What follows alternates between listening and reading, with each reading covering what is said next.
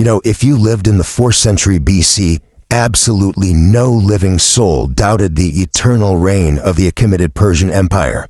We're talking about a civilization stretching all the way from the freezing waters of the Danube right to the distant valleys of the Indus River. It was unimaginably vast, so rich that just moving its treasury required thousands of camels. It was a monolith, a titan that honestly seemed destined to rule forever. And yet, this colossal entity collapsed completely, and it happened in less than a single decade. It's so easy for us to look back at this stunningly rapid collapse and just, credits the military genius of Alexander the Great. Or maybe we point the finger at the personal cowardice of the Persian king Darius III. But the truth is much heavier and far more unsettling. What we're doing in today's Explain It isn't just looking at a military defeat. This is an autopsy of a systemic rot, a hidden disease that had been quietly, inevitably suffocating the roots of the empire for decades, long before the first Macedonian sword ever even touched Asian soil. Part 1. The illusion of greatness.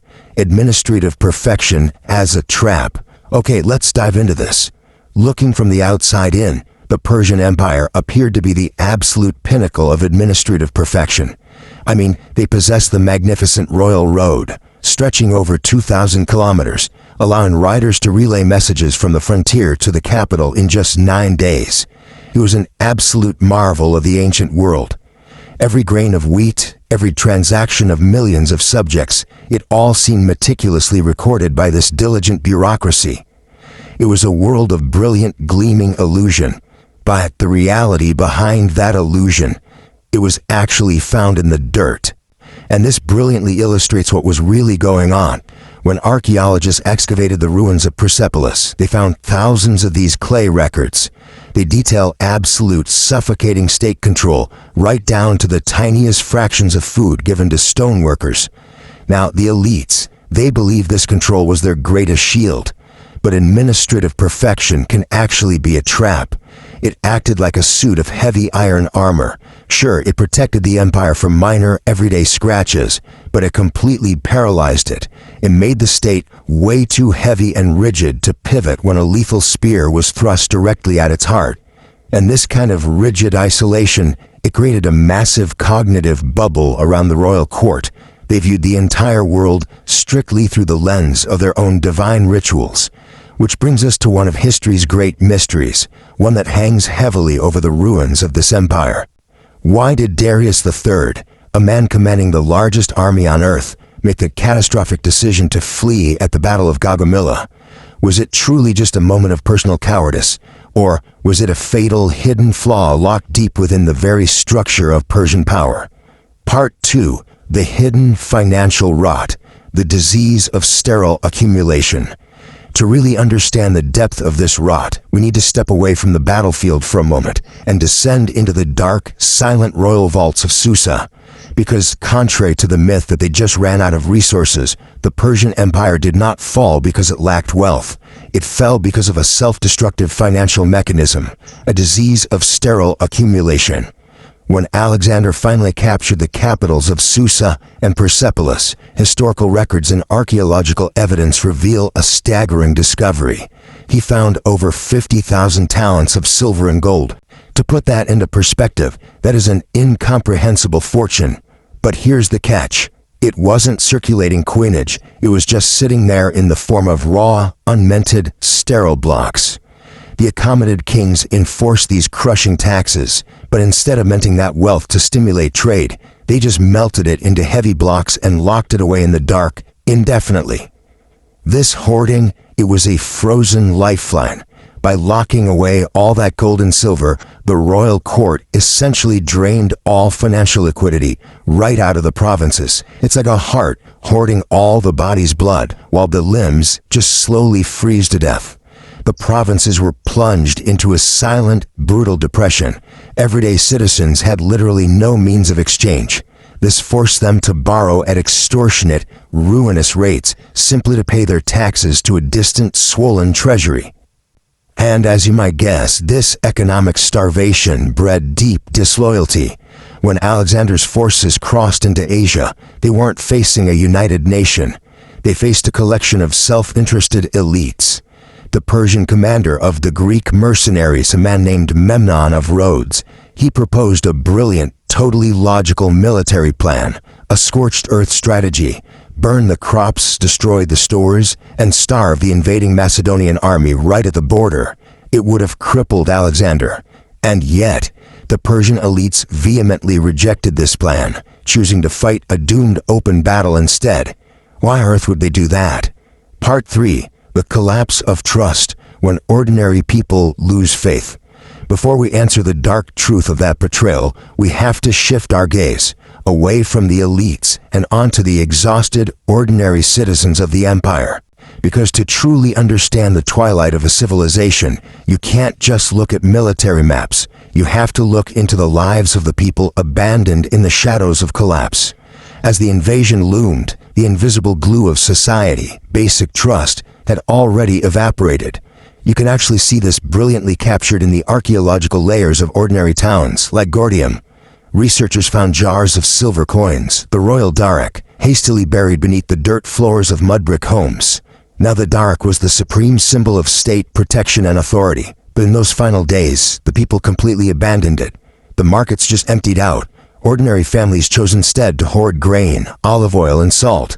They buried their wealth in a panic, desperately returning to basic physical survival, simply because they knew the state could no longer protect them. The silence across the empire must have been deafening. The famous royal postal riders just vanished from the roads, and in the Zoroastrian temples, the eternal, sacred fires were left to die.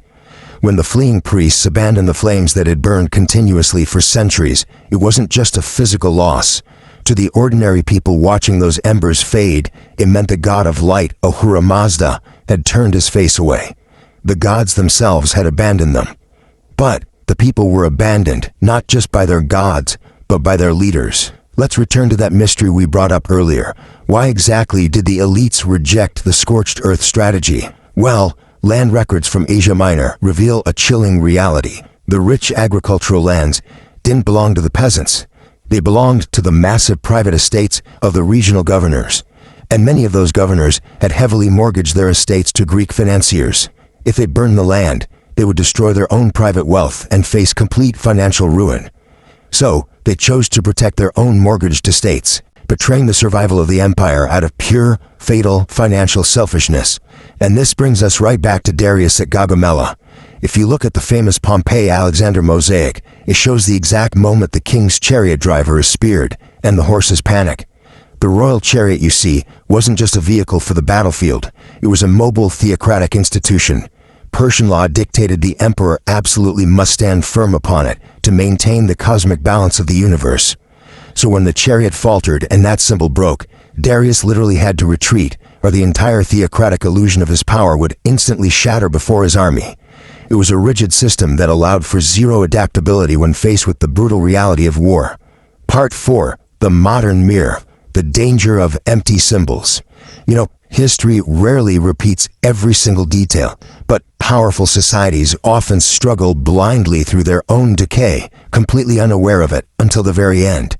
The fall of Persia serves as a heavy warning about confusing artificial metrics like blocks of dead gold sitting in a vault or titles carved on a wall with actual living value. So the crucial point is how fatally the elites isolated themselves from the truth. The Babylonian astronomical diaries, it's this clay tablet now sitting in the British Museum. It actually records a total lunar eclipse just 11 days before the slaughter at Gaugamela.